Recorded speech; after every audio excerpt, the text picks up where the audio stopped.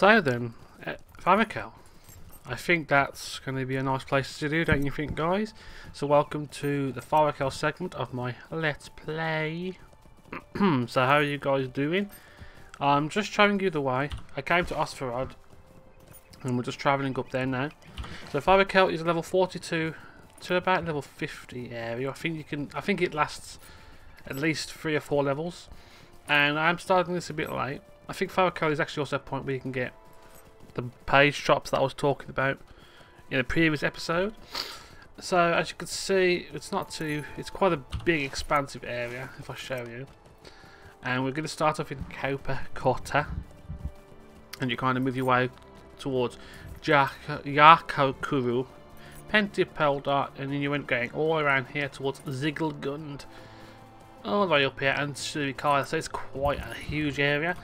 I'm not sure how long. I'm going to try and get this progress as much as I can, and if I can finish this area, I will do.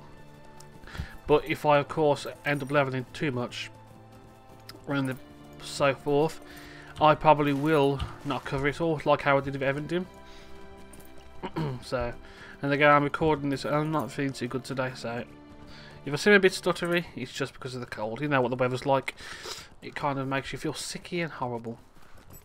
So we aren't too far away. Hopefully. Where are we? Come on.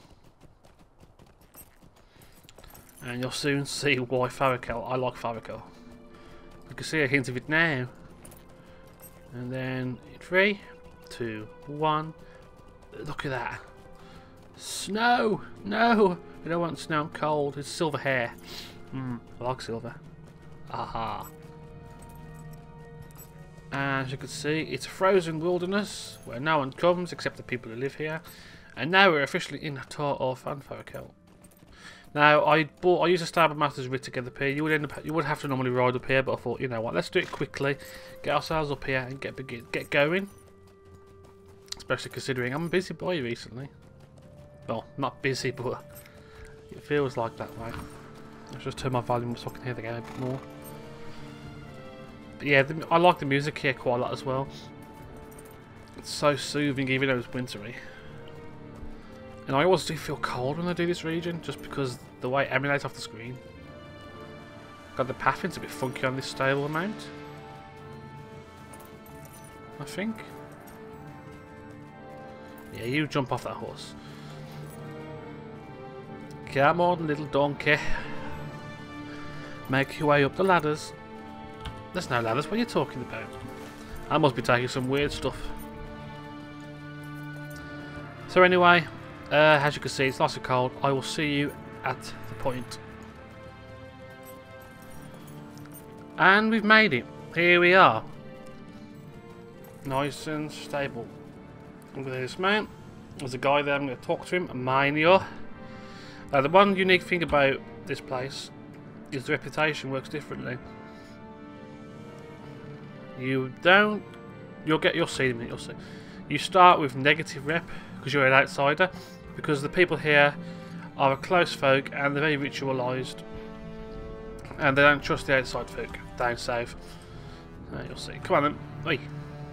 Come, Etelaviras, I would speak with you. You look like you have come from a long journey. What is your land called and what is it like? Does it have sand? I do not quite know what that is, but it sounds most interesting. I like to hear tales of distant places, especially after spending a whole day making kelka. It helps me to break the the tedium of the work. If you are of a mind to assist, I think my mother could use your help. We have been trying to build enough kelka to give some to the elders as well as to the traders, but there are not enough workers helping. Just follow the road into Kota. My mother's name is Aisha. Nice little chappy. And there are some dwarves here apparently. I don't know too much about the Forochel region, like the story behind it, the history. It is a brisk day, is it not? You'll kind of get to see what's going on. There's a love interest in the area, and well, you'll see. This day is good for the telling of tales. So we've got the quest here. Have you no sense, foolish Sivu Island? So Sivu Island You dare come into our camp without announcing yourself? But then you approach with the noise of a herd of Norsu, so it is not hard to follow you. We tire of you, civil Einen. I think that's right. You bring the world's ills with you. Sweeping unhappiness into our lands. You will have to make your true purpose clear if you expect us to accept your passage through the tundra. If you wish to proceed further into the northern steppe, speak with the sentry who guards our border with the forest. His post lies along the northwest road. He will be watching you closely for any signs of questionable intentions. Okay, so he doesn't trust us already.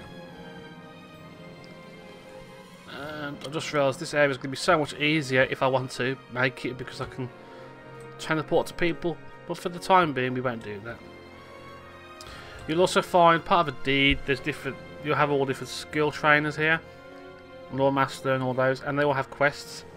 And for a deed, there's quite a lot of deeds here, so let's get the Lore Master one. So this episode is pretty much just gathering the quests. I do not ask much of you. Through the trees, he says. Just go through the line of trees. Ha! Surely we would be wandering for a week or more that way. My shortcut is the only way to... Oh my, I beg your pardon. You see, my fellows and I were on our way to... Well, that is of no consequence. In their haste, they took a road that we should not have been following, and it seems I have lost track of them. I quickly dispatched my raven towards the rocky outcropping to the southwest to see if any tracks were left in the snow. So far she has not returned. I was about to go retrieve her, thinking she got stuck in the trees, but my bear friend Lyndon is not well and requires my help here. If you are heading in that direction, could you look for... Yeah, I'll help find it. I know where those are. And here's Aisha. You will find little trust here, Aetelavirus. Well, hello there, traveller. I see my son has been making friends with all the strange people to the south. He should know better at his age, but that is none of your concern, I suppose. As long as you are here, perhaps you could be of some use to us. So we're going to get some rep, and I'll just show you. There are fair voices on the wind. Reputation. So here, outsider. So it's going to take you a lot longer. Let's get Kindred. Kindred is good in this area though. I think you get a nice mount. So, these past few months have been difficult, and they are getting more so. There are too many beasts in the forest, and there are not enough hunters to collect our supplies for the Kelka. You can help us by collecting moose antlers, sinew and driftwood. The antlers are important, you see. They are flattened into the lua isa of our sleds, keeping them light but ever so strong. Most any moose you hunt in our forest should provide you with a generous amount. The sinew comes from the wolverines all around Capicota. Their meat is too tough for eating, but perfect for lashing the Kelka together. There is something strange about the driftwood though. The lake cares for it, cradling the timbers until they emerge on the southern shore like smooth gems. From a Kivivaki trader's pouch. Kivivaki trader.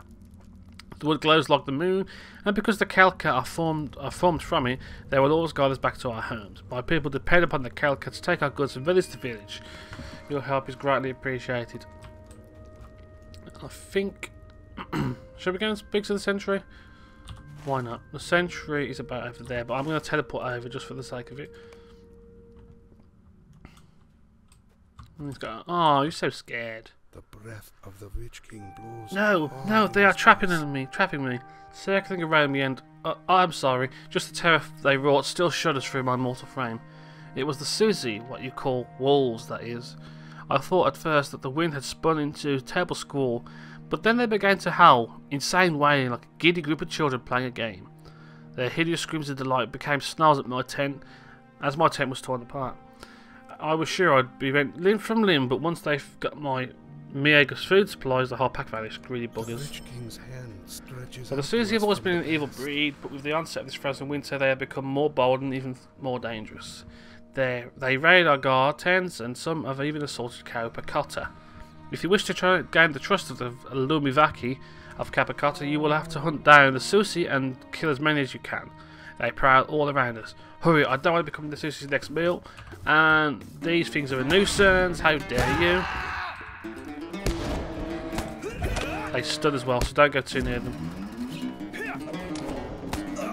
Yeah, you're not going to kill me.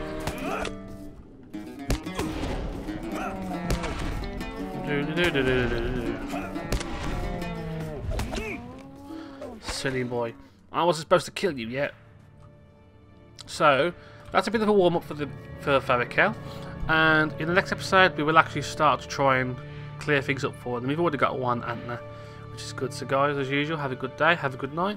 Thanks for spending a good time in Lord of the Rings Online, and I'll see you again next time. Take care. Adios.